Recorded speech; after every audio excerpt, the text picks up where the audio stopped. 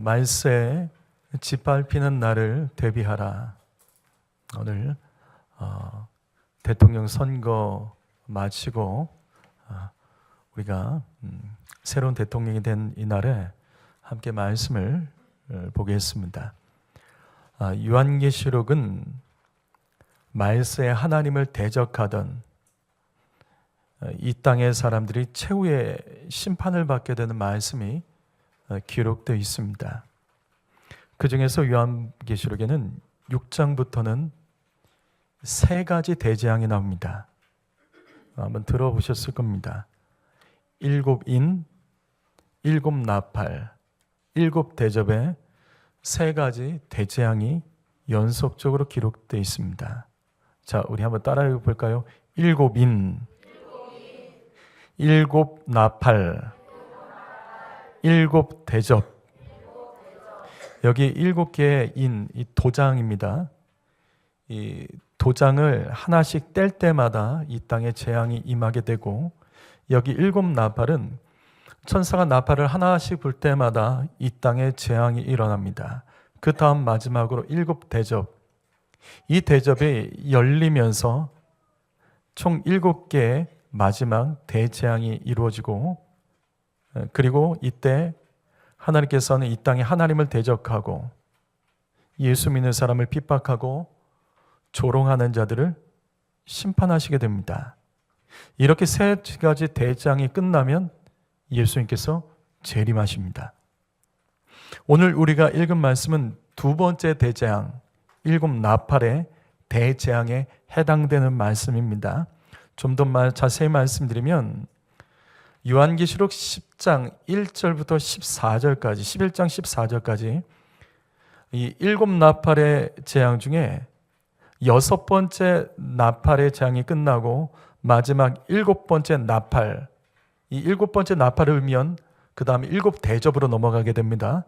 마지막 큰 대환란이 있기 전에 잠깐 동안, 아주 잠깐 동안 하나님께서는 재앙을 막으시고 이 잠깐 동안에 주셨던 말씀이 있습니다.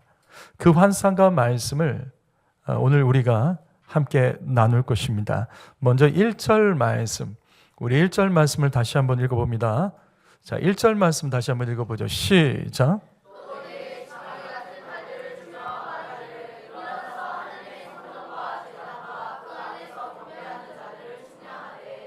자, 하나님께서 지팡이 같은 갈대를 주시면서 성전과 그에 속한 것을 측량하라고 명령을 하십니다. 당시 요한은 반모섬에 유배되어 있었기 때문에 환상 가운데 보여주신 성전, 제단, 경배하는 자들을 측량하라는 말씀입니다. 하나님께서는 세 가지를 측량하라고 하시죠. 성전, 제단, 그리고 그 안에서 경배하는 자들. 먼저 여기 성전은 이 땅의 교회입니다. 이 교회는 2절 말씀에 보니까 말세에 42달 동안 짓밟히게 됩니다. 여러분, 말세의 교회는 짓밟히게 됩니다. 두 번째는 제단입니다. 제단은 성도들이 하나님께 드리는 것입니다. 여러분, 그냥 예배하면 안 돼요. 드리면서 예배해야 됩니다.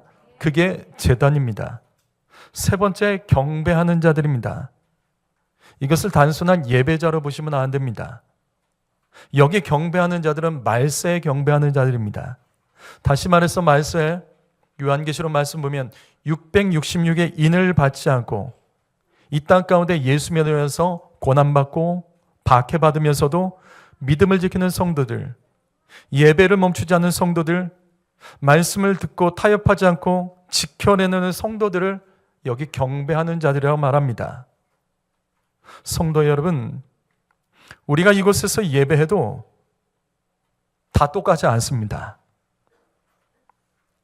여러분, 진짜 예배는 삶 속의 여러 가지 고난과 어려움 속에서도 흔들림 없이 예배하는 게 진짜 예배입니다. 마귀는 흔드는 자예요.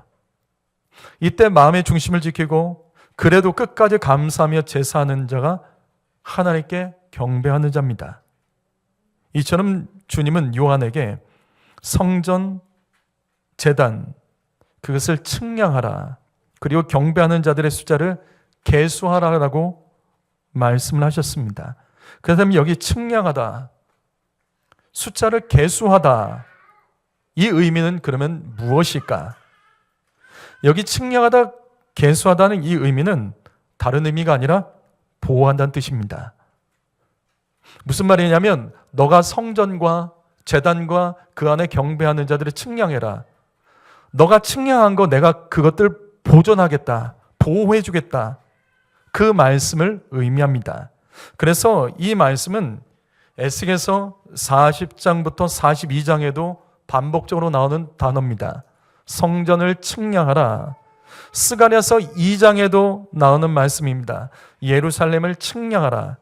말세에 측량하는 거, 그것을 주님께서는 보호해 주시겠다, 보존해 주시겠다는 그 의미가 여기 측량하다는 뜻입니다. 그런데 2절 말씀은 내용이 달라집니다. 우리 2절 말씀 다시 한번 읽어봅니다. 2절 말씀이 있습니다. 시작.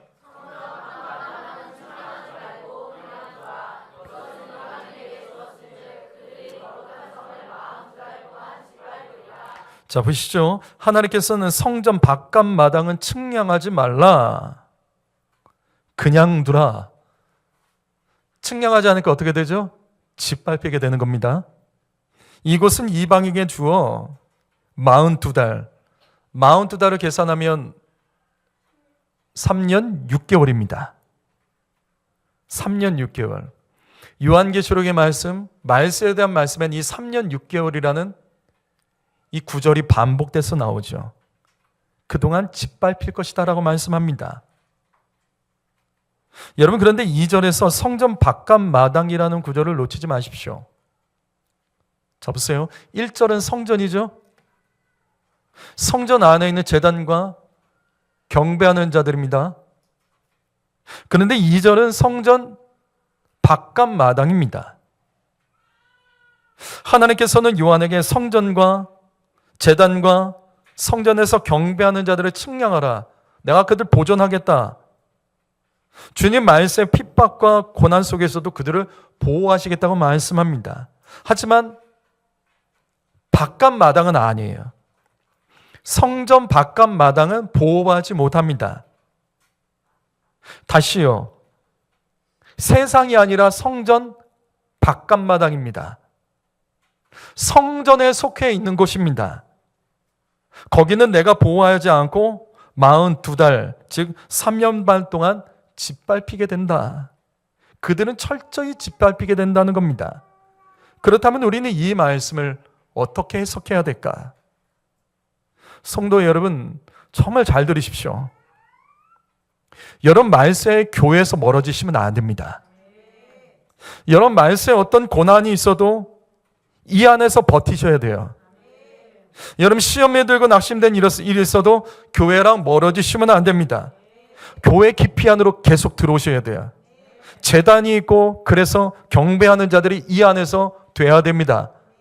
여러분, 이 말씀은 성전과 성전 바깥 마당을 구분합니다. 다시요, 성전과 성전 밖의 세상이 아니라 성전에 속한 바깥 마당을 구분합니다.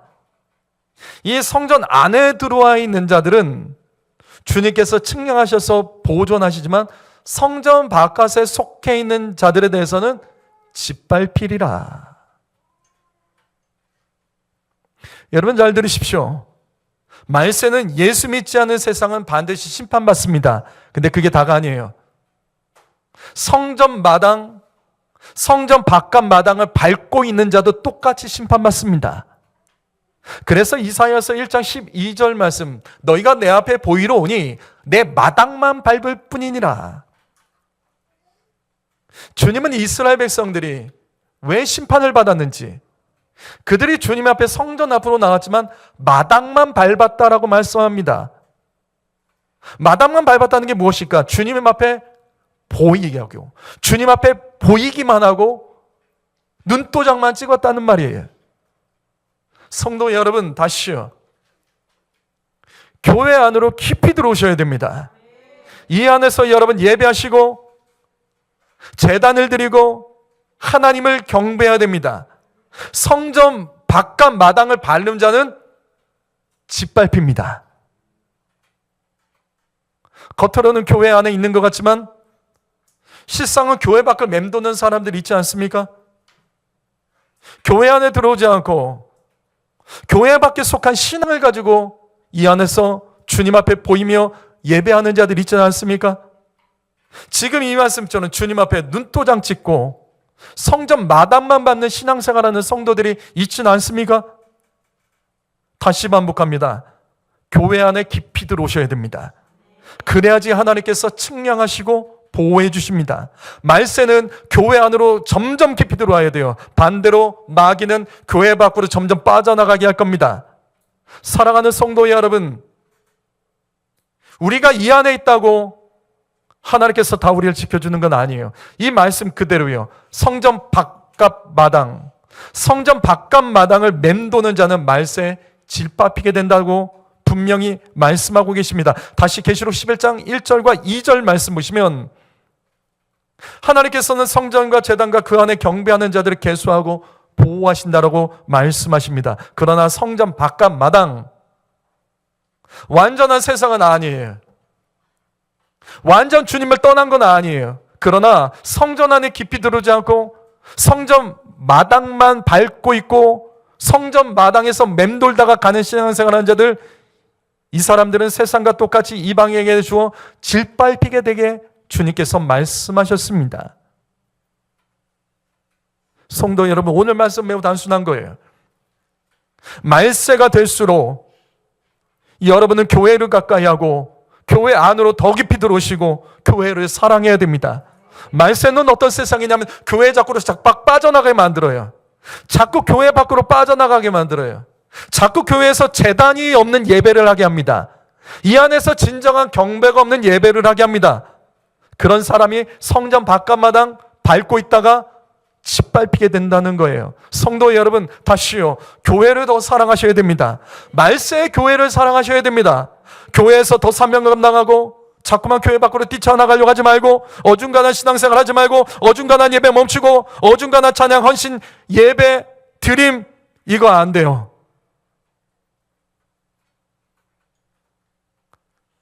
다른 사람들이 그런 모습 보면 함부로 비웃지 마십시오. 왜냐하면 나도 그렇게 될 수 있습니다.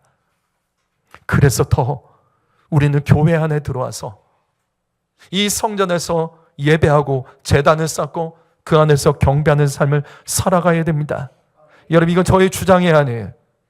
왜냐하면 지금 이 말씀 1절과 2절 말씀 보면 이상한 구절이 있죠. 여러분, 여기 1절과 2절 말씀에서 이상한 구절이 있어요. 뭔지 아세요? 여기 1절과 2절 말씀 보면 이게 맞지 않는 구절이 하나가 나와요. 맞지 않는 단어가 하나 나옵니다. 뭘까요?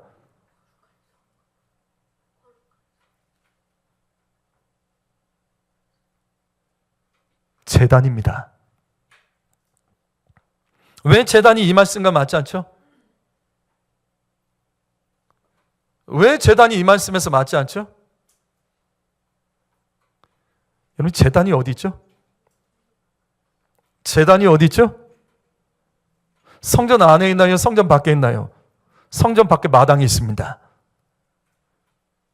성전 밖에 마당에 있습니다. 제단은 성전 안에 있을 수가 없어요. 왜? 불을 태워야 되기 때문에. 재물을 태워서 그 연기가 하늘로 올라가기 때문에 제단은 성전 안이 아니라 마당에 있습니다. 하지만 이 말씀 보시면 하나님께서는 제단을 성전 안에 있는 것으로 말씀하고 계세요. 성전 안에 제단이 있다고 말씀하십니다. 다시 반복합니다. 여러분, 말세 그냥 예배 드리면 안 됩니다. 제단이 있는 예배를 드리셔야 됩니다. 제단이 뭐죠? 제단이 뭐죠? 제단의 역할이 뭐죠? 그렇죠. 드리는 곳입니다. 제단은 100% 드리는 곳입니다. 제단은 언제나 드리는 곳이에요. 그래서 이 말씀에서 제단이 성전 안에 있는 겁니다. 그 안에서 경배하는 자들과 이 제단이 함께 있는 거예요. 여러분, 말씀에 들으면서 예배하셔야 됩니다. 그냥 이 안에서 예배한다? 아니에요. 여러분, 오늘 찬양을 어떻게 드리셨습니까? 드리면서 예배해야 됩니다. 여러분은 이 시간에 지금 마음을 드리고 있습니까? 내 마음과 내 중심을 하나님께 드리며 예배하냐고요. 그게 제단입니다. 제단이 없다는 것은 그냥 있는 거예요. 하나님이 찾으시는 영과 진리의 예배, 여러분은 예배 제단이 분명하게 드려지고 주님께 예배하고 계십니까? 여러분 앞에서 기도 인도할 때 여러분 어떻게 하셨어요? 기도 인도자가 앞에서 기도 인도할 때 여러분 어떻게 하셨습니까? 입 꼭 다물고 있는 사람들 있죠. 그게 제단이 없는 예배예요. 기도를 드리셔야 됩니다. 우리 교회는 기도하는 교회입니다. 우리 교회는 어떻게든지 기도하려고 몸부림을 칩니다. 성도 여러분, 교회에 부족한 부분이 있으면 도와서 채워주십시오. 다 할 수 없어요. 평가하고 왜 저렇게 하냐, 왜 저거밖에 못하냐, 그거는 예수 믿지 않는 사람들 더 정확해요. 그게 아니라고요. 드리셔야 됩니다.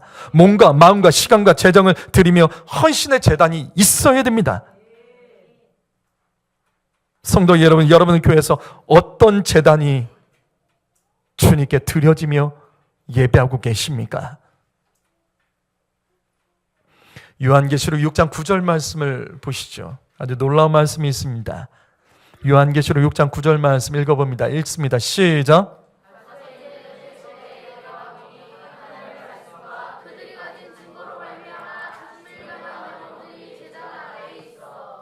여기 다섯 번째 인, 이것은 첫 번째 대재앙, 일곱 인의 대재앙을 말합니다. 예수님께서 다섯 번째 인을 떼실 때 이때 사도 요한이 아주 특별한 경험을 합니다. 무엇을 경험하냐면 하늘 문을 열어주세요. 천국을 보여주십니다. 근데 요한이 이곳에서 무엇을 보냐면 천국의 제단이 있습니다. 여러분, 천국에 제단이 있어요. 근데 더 놀라운 것은 그 제단 안에 사는 자들이 있어요. 그 제단 아래는 이 땅에서 하나님 말씀대로 살다가 순교한 영들이 머물고 있습니다. 다시요, 천국에 제단이 있는데 거기에는 이 땅에서 복음을 전하고 말씀대로 순종하고 예배하다가 순교한 영혼들이, 그 영들이 거기 있는 거예요. 성도 여러분, 천국에 있는 하나님의 제단에는 이 땅에서 주님을 위해서 목숨을 버린 성도들이 머물고 있습니다. 왜냐하면 제단은 드리는 곳입니다. 다시 말해서 주님께 드려진 자들이 하나님 나라 제단에 그들의 처소로서 거하게 돼요. 이렇게 제단이 중요한 겁니다. 다시 계시록 1장 11장 1절과 2절 말씀, 성도 여러분, 성전 마당만 밟고 돌아가는 신앙생활을 혹시 하고 있지는 않습니까? 여러분, 교회 안으로 깊이 들어오셔야 돼요. 어떤 경우에도 교회 안에서 제단이 있는 신앙생활 하셔야 됩니다. 이 안에서 우리가 예배도 다 똑같은 거 다 아니에요. 분명 하나님께서는 확실하게 우리에게 가르쳐 주십니다.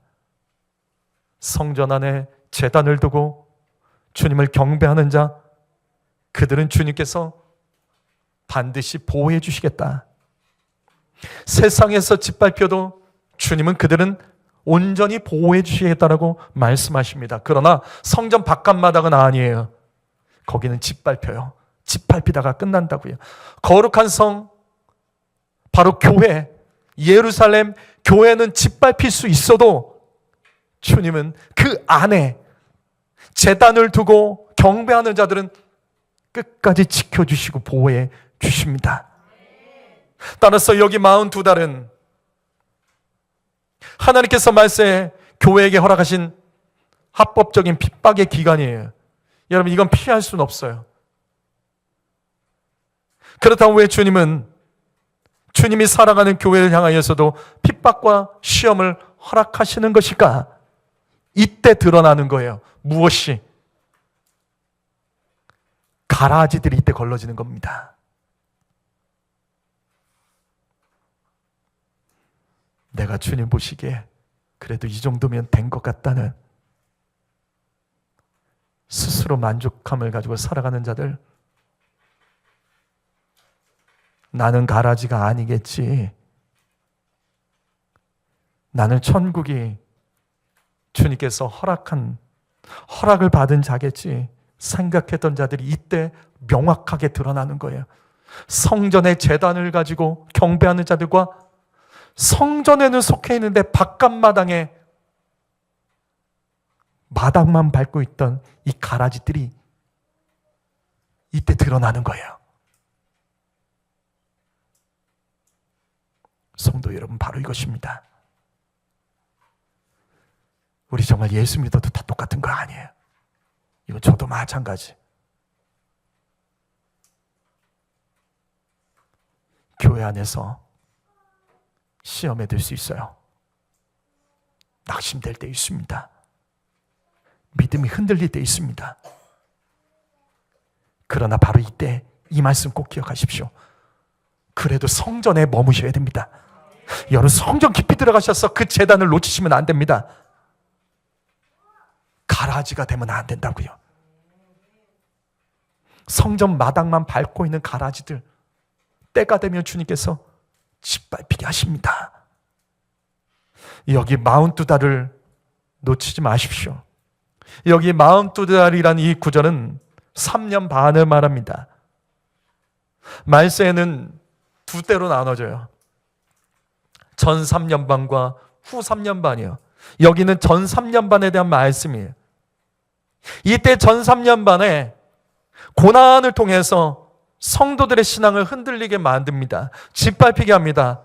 이때 주님께서는 가라지와 같은 자들에게도 회개할 시간을 주시는 거예요. 그때라도 나 자신을 깨닫고 너 자신의 신앙을 깨닫고 빨리 성전 안으로 깊이 들어가 제단 위에 있는 예배자가 되라라고 주님을 살리시는 기간이 이 앞에 42달 전 3년 반의 시간입니다.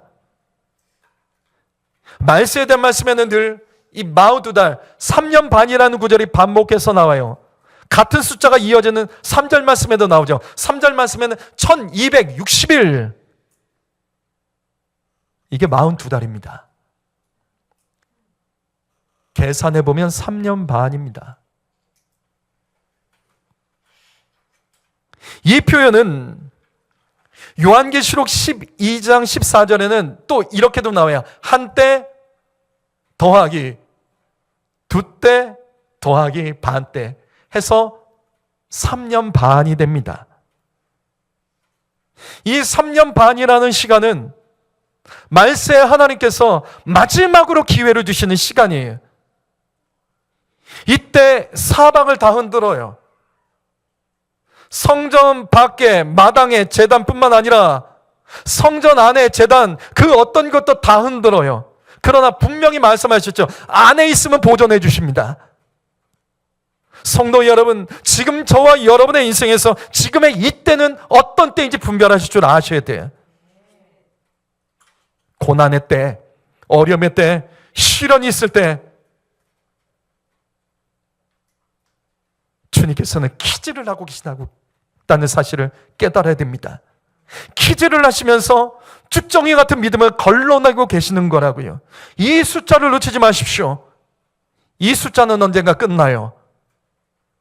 이 고난과 시련은 언젠가 끝납니다. 고난과 시련은 영원하지가 않아요. 하지만 이것이 끝나면 그때까지도 회개하지 않는 자는 하나님의 심판을 벗어날 수가 없는 겁니다.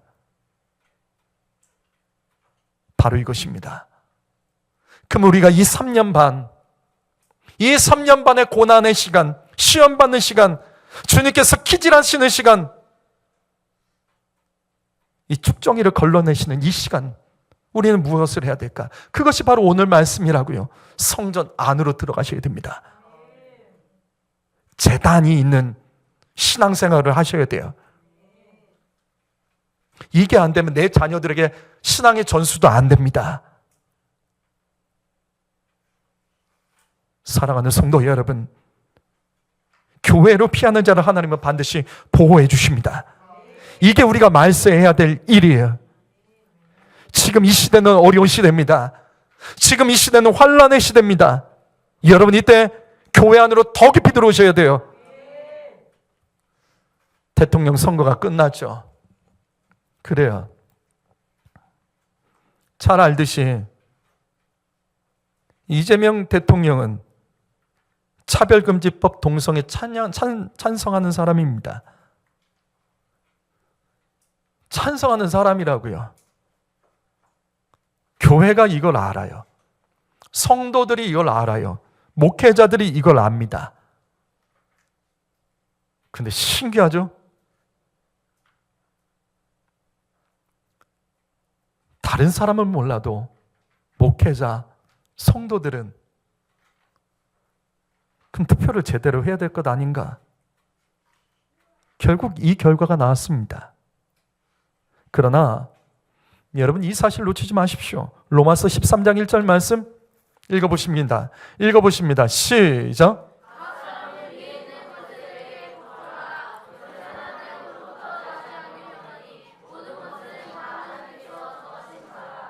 하나님의 말씀은 단 하나도 틀린 것이 없습니다. 이재명이 대통령이 된 것도 하나님이 허락하지 않으면 되지 않아요. 그렇다면 주님께서 왜 이렇게 하셨을까?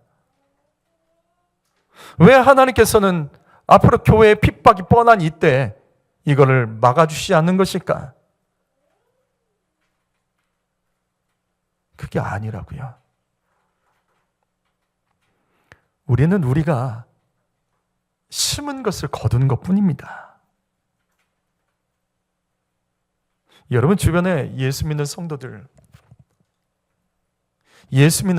중에 분명히 이재명이 대통령 되기를 기도했던 사람들이 있죠? 있습니다. 언론의 앞에 나와서 목회자들이 지지 선언을 하고 있습니다. 심은 것을 거둔 거죠. 하나님이 하실 일도 있지만 우리가 해야 될 일이 있습니다. 그러나 성도 여러분, 이걸 믿으셔야 된다고요. 그래도 하나님은 선하십니다. 우리는 하나님의 선하심을 믿어야 돼요. 여러분, 언제까지 나라 욕하고 대통령 욕만 하시려고 하십니까? 그 전에 내 가정 믿음으로 똑바로 세워졌는지 돌아보고 내 자녀들 믿음의 자녀로서, 제가 늘 말씀드리잖아요. 여러분의 자녀 중에 유아 세례 받은 자녀들, 여기 태반이죠. 그때 서약하신 거 부모님들 지키셨습니까?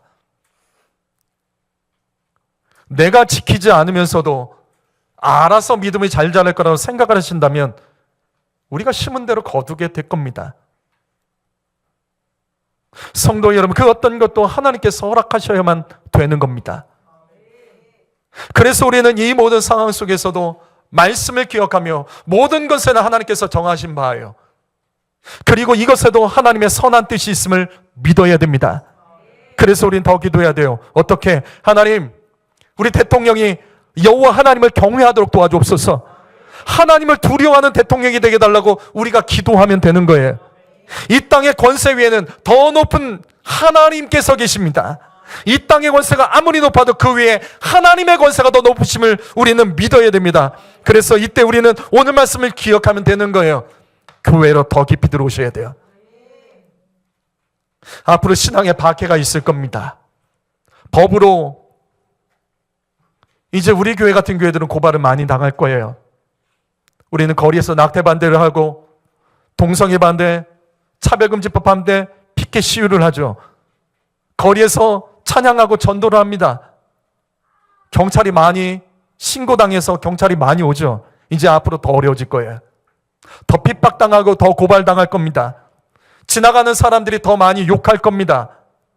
우리를 지지하는 사람들이 있어도, 우리와 똑같은 마음을 가진 사람이 있어도 그들이 소리내기를 두려워하며 우리가 핍박당할 때 모른 채 할 겁니다.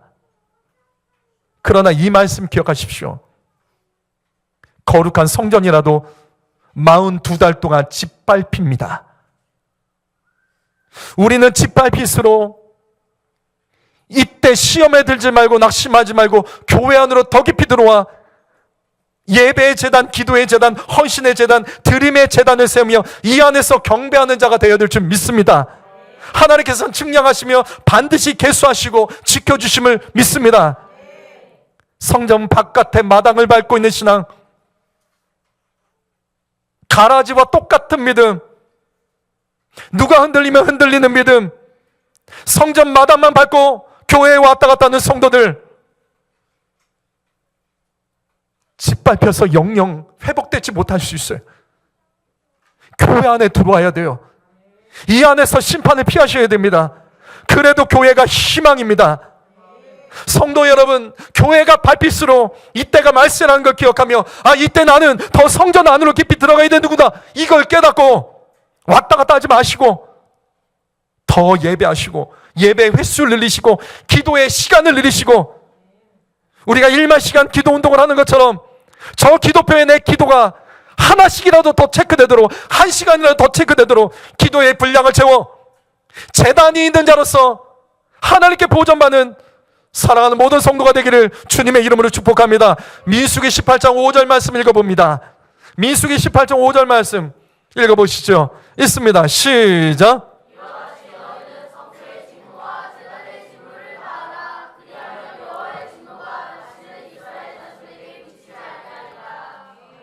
여러분, 교회는 성소의 직무만 있는 것이 아니에요. 제단의 직무가 있습니다. 성소의 직무와 함께 제단의 직무라는 것이 있는 거예요. 교회 와서 예배하는 직무만 다 하시면 안 돼요. 이 안에 앉았다가 가는 직무만 하시면 안 돼요. 성전 바깥마당을 받지 않고 우리가 제단이 있는 직무를 감당하며 나갈 때 하나님께서는 그 진노를 우리 가운데, 이 땅 가운데 허락하지 않고 참아주시고 인자하심으로 우리 가운데 주님께서는 소망을 허락하시는 거예요. 사랑하는 성도 여러분, 여러분에게는 성소의 직무와 제단의 직무가 온전히 있으십니까? 나의 성소의 직무는 무엇입니까? 제단의 직무는 무엇입니까? 다시요, 제단은 드리는 겁니다. 제단은 드리는 거예요. 예배만 받아 먹으려고 하지 마세요. 예배만 받아 먹으려고 하면 안 돼요. 제단이 있어야 돼요. 더 영적으로, 영과 진리로 예배하고 기도의 분량을 채우는 기도의 제단이 있고, 몸과 마음과 재능과 시간과 재정을 드리는 그 제단을 드리며 예배할 때 하나님께서는 이 땅의 진노 중에도 그 진노가 우리에게 미치지 않도록 주님은 지켜주시고 보호하여 주시고 믿습니다. 이 땅에 어떤 대통령이, 어떤 권력자가 저 유럽과 저 미국처럼 교회를 무너뜨리는 짓을 하고 예수 믿는 사람들을 없애버리고 예수 믿는 사람을 핍박하고 체포하고 신앙생활하지 못하게 만드는 그런 세상이 온다 할지라도, 여러분, 성소의 직무와 제단의 직무를 다 하지 않으면 우리 지켜지지 않습니다. 여러분, 뉴스만 보고 낙심하지 마십시오. 유튜브 어떤 거 보고 이상한 말이 현혹되지 마시고 이때 교회를 더 가까이 하고 교회 안으로 깊이 들어와서 성소의 직무와 제단의 직무를 다하여 주님을 경배하며 나갈 때 하나님께서는 진노가 우리 가운데 미치지 않도록 도와주시는 믿습니다. 다음 주 토요일이 거룩한 방파제 통합국민대회예요. 우리가 온통 대통령 선거에만 집중하는데 그 사이에 동성애자들이 서울에서 퀴어 축제, 이 가장 큰 축제를 지금 준비할 14일 날 똑같은 날에 서울 거리를 활보하며 퍼레이드를 합니다. 저는 교회에서 성도 여러분이 광장에 나가거나 그런 것들을 저는 요구한 적 없습니다. 그러나 이거는 하셔야 돼요. 제가 여러 번 말씀드렸죠. 퀴어 축제는 단식 축제가 아닙니다. 퀴어 축제는 그 도시의 이름을 가지고 하는 거예요. 서울 퀴어 축제입니다. 이게 뭐냐면 우상의 제단이에요. 이게 우상의 제단입니다. 마귀의 제단입니다. 그들은 이 퀴어 축제를 위해서 자신을 드리는 거예요. 시간과 정성을 들여서 저걸 한다고요. 그래서 마귀가 합법적으로 이 땅에 음란의 영이 그 도시 가운데 임하게 됩니다. 그래서 우리는 다른 제단을 세워야 됩니다. 똑같은 공간에 그 제단을 가름막을 수 있는 거룩한 제단으로 예배하고 기도하며 똑같은 공간에 그 제단을 막아설 수 있는 더 큰 제단을 세워 이 땅에 음란의 영이 합법적으로 들어오지 못하도록. 여러분, 우리가 이것을 할 수 있는 시간들이 얼마나 남은지 모르겠어요. 이거 반대하면 차별금지법으로 걸립니다. 성소수자를 혐오했다는 이유로 목회자의 설교부터 이제는 다 제한이 돼요. 제가 과장된 말을 한 건가요? 이미 미국과 유럽에서는 이것이 금지됩니다. 낙태하는 산부인과 병원 앞에서 누군가 침묵기도 되는데 침묵기도 한 것만으로도 고발당해서 벌금을 묻습니다. 그게 지금 유럽이에요. 기도가 막히는 날이 와요. 예배하면 처벌받는 날이 옵니다. 세상의 법으로 정하면 성경의 구절들, 동성애는 죄라고 하는 구절들은 반성경, 반국가적인 메시지가 돼서 제가 여러 번 말씀드렸잖아요. 미국 같은 나라는 성경을 그런 구절을 바꿔버리라는 줄소송이 이어진다고요. 겨우 트럼프가 그런 거 잘 막아서 여기까지는 왔지만 우리나라도 그런 세상이 옵니다. 사랑하는 성도 여러분, 예수 믿기 어려운 시대가 우리에게 오고 있습니다. 이제는 합법적으로 오게 됩니다. 이제는 법이라는 이름으로 제어를 받을 겁니다. 우리 교회가 코로나 때 예배 드리는 것 때문에 벌금을 내면서도 예배했던 것, 그래도 현장 예배, 이 재단이 무너지지 않도록 예배 드리면서 그 오는 과정에서 여러분 얼마나 그때 힘들었고 얼마나 많은 위협과 협박이 있었는지 여러분은 잘 모르세요. 진짜 여러분 모르세요. 그래서 많은 교회들이 그때 예배 멈췄잖아요. 그리고 우리는 지금 깨달은 거죠. 어떻게 코로나 때 예배 멈춰서 교회 다음 세대가 떠났다. 그때 멈춰서 세상에서 전도 잘하려고 인정받아 전도하려고 했는데 오히려 그게 안 되죠. 사랑하는 성도 여러분, 마지막 때는 교회 안으로 깊이 들어가셔야 됩니다. 어중간한 신앙생활이 아니라 내 마음에 드는 교회를 쇼핑하듯이 찾아다니는 것이 아니라 내가 정말로 교회 안에 들어가서 제단을 세울 수 있고 전적으로 헌신하여 쓰임받는 믿음의 사람이 되지 못한다면 우리는 우리의 자녀들에게 신앙의 연습부도 다 빼앗겨 머지않아 10년 후, 20년 후에는 이 세대들이 불신자의 세대가 되고 유럽과 미국 같이 무너지는 나라, 교회가 어떤 박물관이나 술집으로 팔리고 맥도날드로 팔리고 그런 세대가 오게 될 것입니다. 이거는 협박하려고 하는 말이 아니에요. 왜? 하나님은 이걸 합법적으로 허락하셨습니다. 3년 반 동안 42달 동안.